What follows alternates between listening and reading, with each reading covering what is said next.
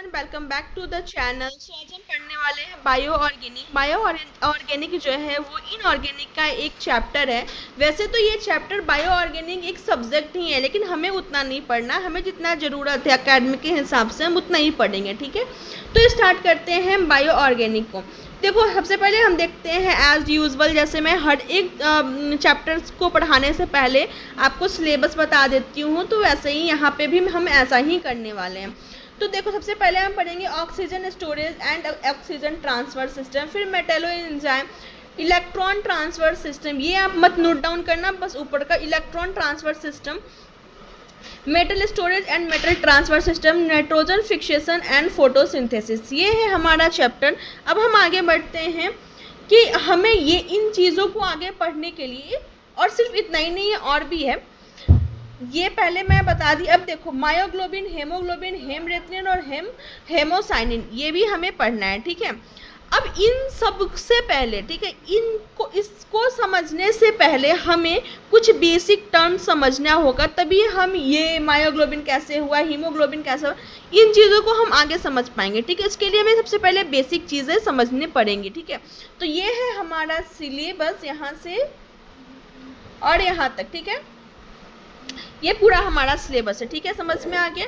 अब हम आगे बढ़ते हैं कि पोरफायरिन रिंग क्या होता है, ठीक है। जैसे कि मैं बताई कि ये आपका सिलेबस है, लेकिन मैं बता रही हूँ पोरफायरिन रिंग से स्टार्ट करी हूँ, ऐसा क्यों? क्योंकि ये है बेसिक, ठीक है। तो हम आगे देखते हैं पोरफायरिन रिंग होता क्या। इट इज़ मैक्रोसाइक्लिक लिगेंड होता है ये एक मैक्रोसाइक्लिक लिगेंड है। ये आपको याद कर लो, ये अगर आप एग्जाम में लिखते हो इसको अंडरलाइन करके लिखना, ताकि टीचर का ध्यान जाए। क्यों? मतलब ये है बहुत बेसिक, लेकिन बहुत काम का चीज़ है, इतना समझ लेना। इसमें होता है 11 पाई बॉन्ड, कंप्लीटली कंजुकेटेड रहता है और फॉलो करता है हकल रूल। आई होप कि आपको कंप्लीटली कंजुकेटेड का मतलब पता हो। वैसे मैं बता भी देती हूँ, कंप्लीटली कंजुकेटेड का मतलब हुआ कि ये एरोमेटिक, ये कंपाउंड जो है, ये जो स्ट्रक्चर बना हुआ है, ये कंप्लीटली एरोमेटिक रूल ये फॉलो करता है, ठीक है, कंप्लीटली कंजुकेटेड है। यहाँ पे है पाई बॉन्ड। आप स्ट्रक्चर देख लो, क्योंकि आप केमिस्ट्री के स्टूडेंट हो तो ऑब्वियस सी बात है, आपको स्ट्रक्चर तो बनाना पड़ेगा ही। तो ये 11 पाई बॉन्ड है। देखो, 1 2 3 4 5 6 7 8 9 10 11 है ना, 11 पाई बॉन्ड है इसमें। अब हम इसका देखते हैं स्पेक्ट्रल डेटा। तो 1H NMR में तीन टाइप का हाइड्रोजन टाइप देता है, ठीक है। 1H NMR आपको पता होगा ही वैसे तो, क्योंकि ये बहुत बेसिक है, और मैं एक और वीडियो ऐसे बना दूंगी इस पे प्रॉपर। तो सबसे पहले हम देखते हैं 1H NMR, 3 type of hydrogen होता है इसमें। पहला होता है 2NH का, फिर 4 मीजो H होता है, और फिर 8 जो होता है वो होगा बीटा H, ठीक है। ये हमारा पीक है जो स्पेक्ट्रा डेटा देता है, जिसमें कि 8 ppm पे हमारा सबसे हाईएस्ट पीक दिया, फिर 4.1 पे जिसे हम मीजो H बोलते हैं, TMS हम एज अ रेफरेंस यूज करते हैं, और लास्ट जो है -2 to 3 ppm पे एक पिक दिया, ठीक है।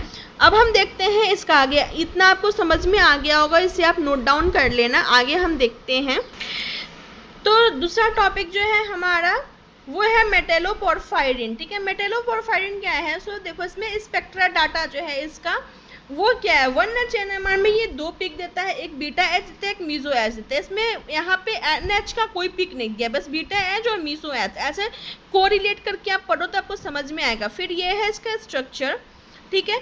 यहाँ पे आयरन में कोई पिक नहीं देता है, ठीक है। आयरन नो पिक एट 300 मतलब 3300 पे यहाँ पे कोई पिक नहीं देता है, ठीक। इसमें जो है वो 5 मेंबर होता है, 5 मेंबर जो है वो 4 रिंग का है, और 6 मेंबर जो है वो है 4 रिंग का, ठीक है। 5 मेंबर भी 4 रिंग का है, और 5 मतलब यहाँ पे जो 5 मेंबर का जो रिंग है ना, यहाँ पे जो बना हुआ 5 मेंबर का रिंग वो भी 4 है, और 6 मेंबर का भी 4 ही रिंग है, ठीक है। एक चीज़ मैं और आपको ऐड करूँगी इसमें, कि जो हमने यहाँ पे पीछे पढ़ा ना पोरफायरिन, तो पोरफायरिन में हमारा जो आयर का पिक है वो कैसा देता है वो भी हम एक बार देख लेते हैं, ठीक है, ताकि हमें से रिलेट हो जाए। जैसे यहाँ पे आयर पे यहाँ पे नो पिक दिया, ठीक है, नो पिक एट 3300 सेंटीमीटर पे।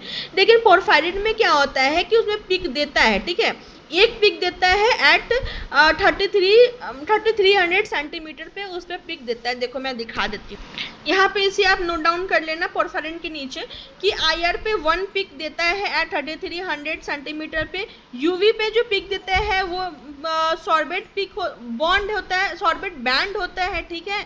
ये है पाई टू पाई स्टार जाता है, और जिसका जो एब्जॉर्प्शन है ना, ये एब्जॉर्प्शन देखो सॉर्बेट है, इसे बोलते हैं हम क्यू बैंड, ठीक है।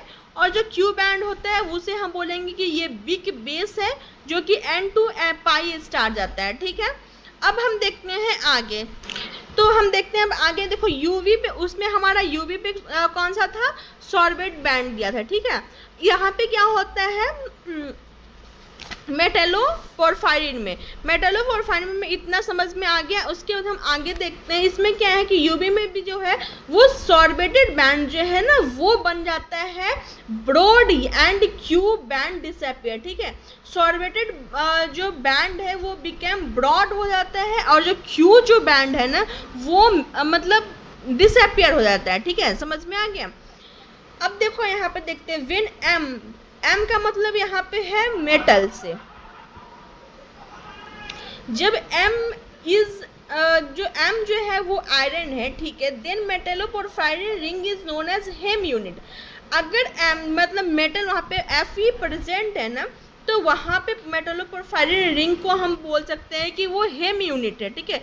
मेटल और प्रोफायरिन बाइंडिंग ऑर्डर जो है ये, चलो ये आपके काम का नहीं है इसलिए इसको छोड़ दो, इसके आगे हम देखते हैं। अब हम देखते हैं आगे मायोग्लोबिन। मायोग्लोबिन क्या है, तो देखो oxygen storage and oxygen transfer system जो है वो है मायोग्लोबिन, हेमोग्लोबिन, हेमरिथ्रिन एंड हेमोसाइनिन, ठीक है। इन चीज़ों के बारे में हम पढ़ेंगे अब। सो गाइस, इस वीडियो को मुझे नहीं लगता और ज़्यादा कॉम्प्लिकेटेड करना चाहिए, क्योंकि ये टॉपिक थोड़ा कॉम्प्लिकेटेड है। हम जितना भी इसको समझें, जितना भी लिखें, ये टॉपिक उतना ही कम पड़ता है लिखने के लिए, ठीक है। तो मुझे लगता है कि मुझे ये जो oxygen storage and oxygen transfer system है इसको नेक्स्ट क्लास में करना चाहिए, ठीक है। ये देखो, ये मैं इसलिए छोड़ने बोली थी कि ये आपके काम का नहीं, एकेडमिक के लिए बिल्कुल भी नहीं, थोड़ा कंपटीशन का तैयारी करते हैं उसके लिए, इसलिए मैं बोली थी इसे छोड़ दो आप। तो ये जैसे जो बच्चे नेट वेट का तैयारी करते हैं उसके लिए ये सब है। तो बस आपके लिए यही था। और ये आपका जो नोट्स है मैं फिर से एक बार आपको दिखा देती हूँ। ये है फर्स्ट पेज, ठीक है। फिर हम सेकेंड पेज में आते हैं। हमने आज क्या क्या सीखा, तो देखो सेकेंड पेज में यहाँ तक। फिर हम आगे देखते हैं, तो ये है मेटेलोपोरफायरिन, ठीक है। मेटेलोपोरफायरिन में कितना रिंग होता है, ये चीज़ अगर आप लिखते हो तो बहुत अच्छा है। देखो मेटेलोपोरफायरिन में जो है 5 मेंबर का जो है 4 रिंग होता है, और 6 मेंबर का भी 4 रिंग होता है, ठीक है, मेटेलोपोरफायरिन में। अब हम आगे देखते हैं कि ये जो यूवी मेटेलोपोरफायरिन में जो है यूवी में जो दिखता है बैंड, वो सॉर्बेटेड बैंड जो है वो ब्रॉड बन जाता है, और जो क्यू बैंड है वो डिसअपियर हो जाता है, ठीक है। बस इतना ही है। फिर देखेंगे व्हेन मेटल जो है वो Fe, then metalloporphyrin ring is known as haem unit, ठीक है। अब हम नेक्स्ट क्लास में जो पढ़ेंगे वो है oxygen storage and oxygen transfer system के बारे में, ठीक। इतना आई होप सो कि आपको समझ में आया होगा। तो जो ऑक्सीजन स्टोरेज और ऑक्सीजन ट्रांसफर सिस्टम में कौन कौन सा टॉपिक हमें पढ़ना है वो हम सब कुछ कल देखते हैं। अगर कोई भी कन्फ्यूज़न रह गया, कुछ भी थोड़ा सा भी कन्फ्यूज़न रह गया है, तो वो आप कमेंट करके मुझे ज़रूर बताना कमेंट सेक्शन में, और वीडियो को लाइक शेयर एंड सब्सक्राइब कर देना। Bye bye guys.